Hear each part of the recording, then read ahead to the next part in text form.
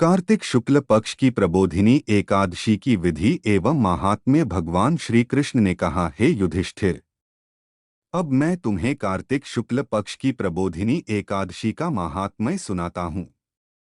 इसका वर्णन ब्रह्मा जी ने नारद से किया था, वही तुम्हें बताता हूँ। ब्रह्मा जी बोले, हे पुत्र, अब पापों को हरने वाली पुण्य और मोक्ष देने वाली प्रबोधिनी एकादशी का महात्म्य सुनिए। इस एकादशी के दिन भगवान विष्णु 4 महीने शयन करने के पश्चात जागते हैं, इसलिए इसे देवोत्थान एकादशी भी कहते हैं। धार्मिक श्रद्धालु इस दिन तुलसी व शालिग्राम का विवाह आयोजित करते हैं। पृथ्वी पर गंगा तथा तीर्थ, समुद्रों, सरोवर का प्रभाव तभी तक रहता है जब तक कि देव प्रबोधिनी एकादशी तिथि आती है। इस एकादशी के व्रत का फल 1000 अश्वमेघ और 100 राजसूय यज्ञों के बराबर होता है। नारद जी ने पूछा, हे पिता, एक समय भोजन करने, रात्रि को भोजन करने तथा सारे दिन उपवास करने से क्या फल मिलता है? सो आप विस्तार पूर्वक समझाइए। ब्रह्मा जी बोले, हे पुत्र, एक बार भोजन करने से 1 जन्म और रात्रि को भोजन करने से 2 जन्म का तथा पूरा दिन उपवास करने से 7 जन्मों के पाप नष्ट होते हैं। जो वस्तु तीनों लोकों में न मिल सके वह हरिप्रबोधिनी एकादशी से प्राप्त हो सकती है। इस एकादशी के व्रत प्रभाव से मेरु और मंदराचल के समान भारी पाप भी नष्ट हो जाते हैं तथा अनेक जन्मों के पाप भी नष्ट हो जाते हैं। इस प्रबोधिनी एकादशी का विधिपूर्वक व्रत करने पर मनुष्य को डोट, ऐश्वर्य, संपत्ति, राज्य का वैभव प्राप्त होता है। उनके पितृ नरक के दुहकों से छुटकारा पाकर देवलोक को जाते हैं। विधिपूर्वक थोड़ा सा पुण्य कर्म अनेक फल देता है, परंतु विधि रहित व्रत चाहे अधिक किया जाए तो भी उसका फल कुछ नहीं मिलता। संध्या न करने वाले नास्तिक, वेद निंदक, धर्मशास्त्र को दूषित करने वाले मूर्ख, पाप कर्मों में सदैव लगे रहने वाले, धोखा देने वाले, परस्त्री गमन वाले, उन सब मनुष्यों के शरीर में धर्म नहीं रहता जो विधवा अथवा सधवा ब्राह्मणी से भोग करते हैं। वे अपने कुल सहित नष्ट हो जाते हैं। परस्त्रीगामी के संतान नहीं होती और उसके पूर्व जन्म के संचित सब अच्छे कर्म नष्ट हो जाते हैं। जो गुरु और ब्राह्मणों से अहंकार युक्त बात करता है उसका पुण्य भी शीघ्र नष्ट हो जाता है और उसके धन संतान नहीं होती। भ्रष्टाचार करने वाला, चांडाली से भोग करने वाला, दुष्ट की सेवा करने वाला और जो नीच मनुष्य की संगति करते हैं, यह सब पाप हरि प्रबोधिनी के व्रत से नष्ट हो जाते हैं। जो मनुष्य अपने मन में हरि प्रबोधिनी एकादशी के व्रत को करने का संकल्प मात्र करते हैं, उनको 100 जन्मों के पाप नष्ट हो जाते हैं और वह नरक के दुहकों से छूटकर विष्णु लोक को जाते हैं। ब्रह्मा हत्यादि महान पाप भी इस व्रत के प्रभाव से नष्ट हो जाते हैं। जो फल समस्त तीर्थों में स्नान करने, गौ, स्वर्ण और भूमि का दान करने से होता है, वही फल प्रबोधिनी एकादशी की रात्रि को जागरण से मिलता है। हे मुनि शार्दूल, इस संसार में उसी मनुष्य का जीवन सफल है जिसने हरि प्रबोधिनी एकादशी का व्रत किया है। इस संसार में जितने भी तीर्थ हैं, उन सबके स्नान दान आदि का फल इस व्रत से मिलता है। अतः और सब कर्मों को त्याग कर भगवान के प्रसन्नार्थ कार्तिक शुक्ल हरि प्रबोधिनी का व्रत करना चाहिए। जो व्यक्ति इस एकादशी के व्रत को करता है वही ज्ञान तपस्वी तथा जितेंद्रिय है, उसी को भोग तथा मोक्ष प्राप्त होता है, क्योंकि यह विष्णु के अत्यंत प्रिय मोक्ष के द्वार को बताने वाली तथा उसके तत्व का ज्ञान देने वाली है। इसका एक बार ही व्रत करने से मनुष्य मोक्ष का अधिकारी हो जाता है। मन, कर्म, वचन तीनों प्रकार के पाप इस रात्रि को केवल जागरण करने से नष्ट हो जाते हैं। हरि प्रबोधिनी के दिन जो मनुष्य भगवान के प्रसन्नार्थ स्नान, दान, तप व यज्ञादि करते हैं, वे अक्षय पुण्य प्राप्त करते हैं। हरि प्रबोधिनी एकादशी के दिन व्रत करने से मनुष्य के बाल, यौवन और वृद्धावस्था में किए गए समस्त पाप नष्ट हो जाते हैं। इस एकादशी को रात्रि में जागरण का फल चंद्र सूर्यग्रहण के समय स्नान करने से 1000 गुना अधिक होता है। अतः हे नारद, तुमको भी विधिपूर्वक यत्न के साथ इस व्रत को करना चाहिए। जो कार्तिक मास में धर्मपरायण होकर अन्न नहीं खाते हैं, उन्हें चंद्रायण व्रत का फल प्राप्त होता है। कार्तिक मास में भगवान दानादि से इतने प्रसन्न नहीं होते जितने की शास्त्रों की कथाओं के सुनने से होते हैं। कार्तिक मास में जो मनुष्य भगवान विष्णु की कथा का एक या आधा श्लोक भी पढ़ते, सुनते या सुनाते हैं, उन्हें 100 गोदान का फल मिलता है। अतः अन्य सब कर्मों को छोड़कर कार्तिक मास में कथा पढ़नी या सुननी चाहिए। जो कल्याण के लिए कार्तिक मास में हरि कथा कहते हैं, वे सारे कुटुंब का क्षण मात्र में उद्धार कर देते हैं। जो नियम पूर्वक हरि कथा सुनते हैं, वे 1000 गोदान का फल पाते हैं। जो मनुष्य भगवान की कथा को सुनकर कथावाचक को अपनी सामर्थ्य के अनुसार दक्षिणा देते हैं, उनको सनातन लोक मिलता है। ब्रह्मा जी की यह बात सुनकर नारद मुनि ने कहा, भगवन, एकादशी के व्रत की क्या विधि है? कैसा व्रत करने से क्या फल मिलता है? वह भी विस्तार पूर्वक समझाकर कहिए। ब्रह्मा जी कहने लगे, हे नारद, ब्रह्म मुहूर्त में जब 2 घड़ी रात्रि रह जाए, तब उठकर शौच आदि से निवृत्त होकर दंतधावन आदि करें। उसके बाद नदी, तालाब, कुआं, बावड़ी या घर में ही स्नान आदि करें। फिर भगवान की पूजा करके कथा सुने और फिर व्रत का नियम ग्रहण करना चाहिए। उस समय भगवान से विनय करें, हे भगवन, आज मैं निराहार रहकर व्रत करूंगा तथा दूसरे दिन द्वादशी को भोजन करूंगा। आप मेरी रक्षा कीजिए। तत्पश्चात भक्ति भाव से व्रत करें तथा रात्रि में जागरण करके भगवान के आगे नृत्य, गीत आदि करना चाहिए। प्रबोधिनी एकादशी के दिन लोभ को त्याग कर पुष्प, फल, अगरबत्ती, धूप आदि से भगवान का पूजन करना चाहिए। शंख के जल से भगवान को अर्घ्य दें। इसका फल समस्त तीर्थों से करोड़ गुना होता है। हे मुनिश्रेष्ठ, जो मनुष्य दिव्य अगस्त्य के पुष्प से भगवान का पूजन करते हैं, उनके आगे इंद्र भी हाथ जोड़ता है। तपस्या करके संतुष्ट होने पर हरि भगवान वह फल नहीं देते जो अगस्त्य के पुष्पों से अलंकृत करने से देते हैं। जो कार्तिक मास में बेलपत्र से भगवान की पूजा करते हैं, वे मुक्ति को प्राप्त होते हैं।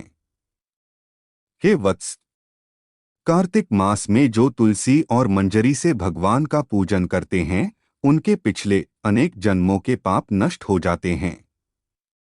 तुलसी दर्शन, स्पर्श करने तथा कहने, नमस्कार करने, स्तुति करने, तुलसी रोपण, जल सींचने और प्रतिदिन पूजन सेवा आदि करने से युग पर्यंत विष्णु लोक मिलता है। हे मुनि, रोपी हुई तुलसी जितनी जड़ों का विस्तार करती है, उतने ही तुलसी रोपण करने वाले व्यक्ति के पुण्यों का विस्तार होता है। जो कदम के पुष्पों से हार का पूजन करते हैं, वे भी कभी यमलोक में नहीं जाते।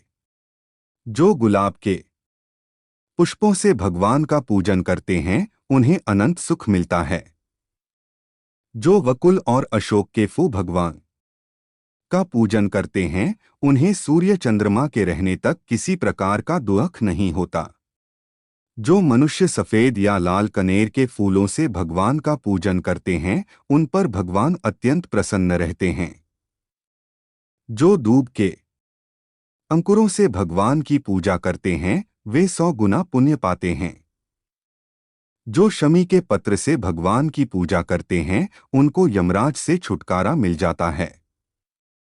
जो वर्षा ऋतु में भगवान का चंपा के फूलों से पूजन करते हैं, उनको पुनर्जन्म से मुक्ति मिल जाती है। जो मनुष्य केतकी का पुष्प भगवान पर चढ़ाते हैं, उनके करोड़ों जन्म के पाप नष्ट हो जाते हैं। जो पीले रक्तवर्ण के कमल के पुष्पों से भगवान का पूजन करते हैं उनको श्वेत द्वीप में स्थान मिलता है। इस प्रकार रात्रि को भगवान का पूजन कर प्रातःकाल होने पर उठकर नदी पर जाएं और वहां स्नान जप तथा प्रातःकाल के कर्म करके घर पर आकर विधिपूर्वक भगवान केशव का पूजन करें। व्रत की समाप्ति पर विद्वान ब्राह्मणों को भोजन कराएं और दक्षिणा देकर क्षमा याचना करें। इसके पश्चात भोजन गौ और दक्षिणा देकर गुरु का पूजन करें।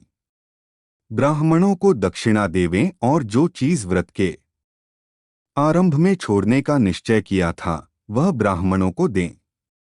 रात्रि में भोजन करने वाला मनुष्य ब्राह्मणों को भोजन करावें और स्वर्ण सहित बैल का दान करें। औवले से स्नान करने वाले मनुष्य को दही और शहद का दान करना चाहिए। जो मनुष्य फलों को त्यागे वह फल दान करे। तेल छोड़ने पर घृत और घृत छोड़ने पर दूध, अन्न छोड़ने पर चावल का दान दिया जाता है। जो भूमि का शयन का व्रत लेते हैं उनको शया दान तथा तुलसी सब सामग्री सहित देनी चाहिए। पत्ते पर भोजन करने वाले को स्वर्ण का पत्ता घृत सहित देना चाहिए। मौन व्रत धारण करने वाले को ब्राह्मण और ब्राह्मणी को घृत तथा मिठाई का भोजन कराना चाहिए। बाल रखने वाले को दर्पण, जूता छोड़ने वाले को एक जोड़ी जूता, नख त्यागने वाले को शक्कर दान करनी चाहिए। मंदिर में दीपक जलाने वाले को तथा नियम लेने वाले को व्रत की समाप्ति पर ताम्र अथवा स्वर्ण के पात्र पर घृत और बत्ती रखकर विष्णु भक्त ब्राह्मण को दान देना चाहिए। एकांत व्रत में 8 कलश वस्त्र और स्वर्ण से अलंकृत करके दान करना चाहिए। यदि यहाँ भी न हो सके तो इनके अभाव में ब्राह्मणों को सत्वक सब व्रतों की सिद्धि देने वाला कहा गया है। इस प्रकार ब्राह्मण को प्रणाम करके विदा करें। इसके पश्चात स्वयं भी भोजन करें। जिन वस्तुओं को चातुर्मास्य में छोड़ा हो उन वस्तुओं की समाप्ति करें अर्थात ग्रहण करने लग जाए। हे राजन, जो बुद्धिमान इस प्रकार विधिपूर्वक व्रत करते हैं उन्हें अनंत फल मिलता है और वह अंत में स्वर्ग को जाते हैं। जो मनुष्य चातुर्मास व्रत निर्विघ्न समाप्त करते हैं वे कृतकृत्य हो जाते हैं और फिर संसार में जन्म नहीं लेते। यदि व्रत भ्रष्ट हो जाए तो व्रत करने वाला अंधा या कोढ़ी हो जाता है। भगवान कृष्ण ने कहा कि राजन, जो तुमने पूछा था वह मैंने बतलाया। इस कथा को पढ़ने या सुनने से गौदान का फल प्राप्त होता है। कार्तिक शुक्ल की यह एकादशी देव प्रबोधिनी देव उठान एकादशी कहलाती है।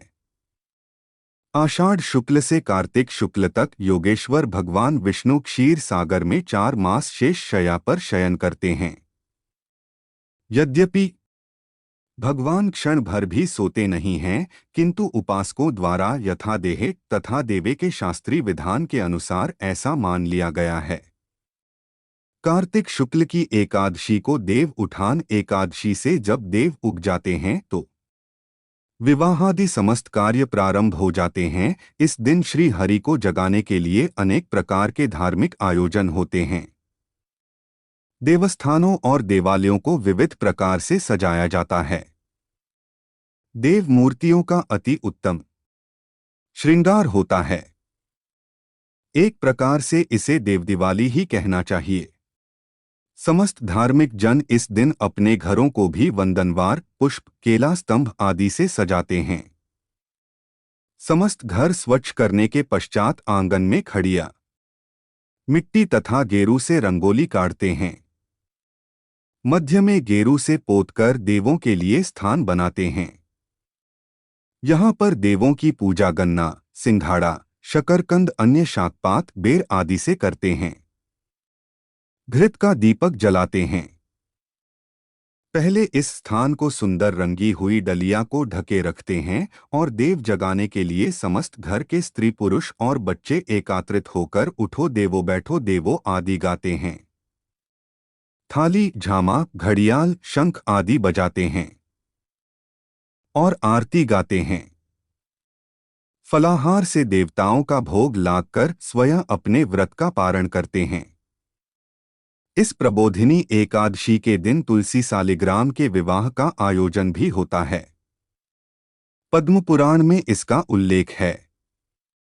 एकादशी से 5 दिन अर्थात पूर्णिमा तक देवालयों में धार्मिक आयोजन होते रहते हैं। विवाह करने के इच्छुक व्यक्ति एकादशी से 3 माह पूर्व से तुलसी के पौधे का सिंचन पूजन प्रारंभ कर देते हैं। विवाह के आयोजन जिन पुरोहित के द्वारा कराना है, उनको इसके लिए तैयार करते हैं। दोनों पक्ष का समस्त कार्य इसी प्रकार से संपन्न होता है जैसे कि कन्या और वर के विवाह के समय होता है, अर्थात इसमें विवाह के सभी नेकचार कार्यक्रम उसी तरह होते हैं। सुवर्ण के नारायण और चांदी की तुलसी को यजमान सपत्नीक विवाह करा के कन्यादान की रस्म करते हैं। यथाशक्ति भोज का आयोजन किया जाता है। ब्राह्मण भोजन करके व्रती स्वयं भोजन करते हैं।